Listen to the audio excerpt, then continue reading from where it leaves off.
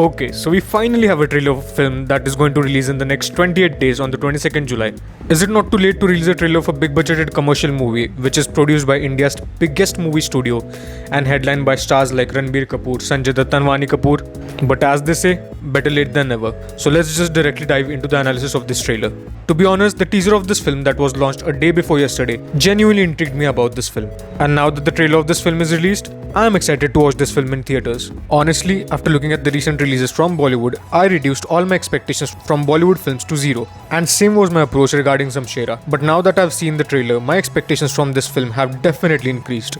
Just by looking at this trailer, the most obvious guess that I can make is that this story is from the pre-independence era. My guess is that Shamshera is a story of a young bandit apparently called officers by the kids of the village who along with his group of other goons and thugs keeps looting villages and nearby towns. Later in the trailer, we get to know that the young thug is actually the son of a legend called Shamshera, who presumably was a freedom fighter who fought against Daroga Singh, who worked for the British, and now is presumed dead by the villagers who hailed him as their hero. Later on in the trailer, we see that the young thug has now learned about his father's sacrifice and valor for the people of the village, and so he steps into his father's shoes to protect the villagers from the British and Daroga Singh. And that's what I feel is the plot of this film. Like I previously discussed in my teaser review of Shamshera, that I had a feeling of Ranbir playing a double role in this film. And lo and behold, that analogy of mine came true. After all, I'm a pro. Nah, not really, just kidding.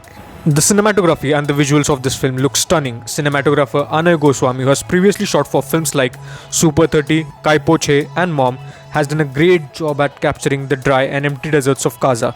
The only issue I have is that why every single period film has to have the yellow tint in its every single frame? Why can't period films have bright and well contrasted frames and still visually transfer us to the prehistoric times?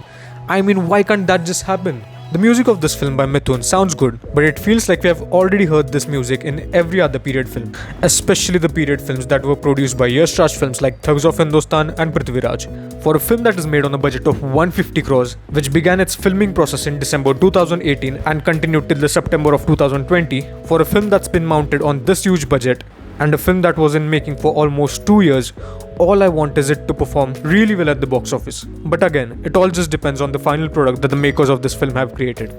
The skepticism I have regarding this film is that we have seen the exact same story in Bollywood before in a film called Agnipath starring Amitabh Bachchan, and in its remake which released in 2012 starring Hrithik Roshan and Sanjay Dutt again as the bad guy, directed by the same director Karan Malhotra who directed Shamshera as well. Yeah, you heard that right. Agnipath and Shamshera, both with similar stories, were directed by Karan Malhotra. I mean, why would Karan Malhotra direct the same story of a young boy who wants to take revenge of his father from a bad guy twice in his career? I mean, this is something that I'm unable to wrap my mind around. Also, I did have a feeling of Vaani Kapoor playing just the love interest of the hero in this film as well. And from where does Vaani Kapoor look like she's from the 18th century in which this film is set? It literally looks as if she is this modern day woman who has just time traveled into the 18th century. But all I watched is just the trailer of this film and not the entire film. So I'm still excited to watch this film in the theaters. Ranbir is one of my favorite actors and is coming back on screen after nearly 3.5 years. And that too playing a double role for the very first time in his career. And I'm already stoked to watch him on the big screen.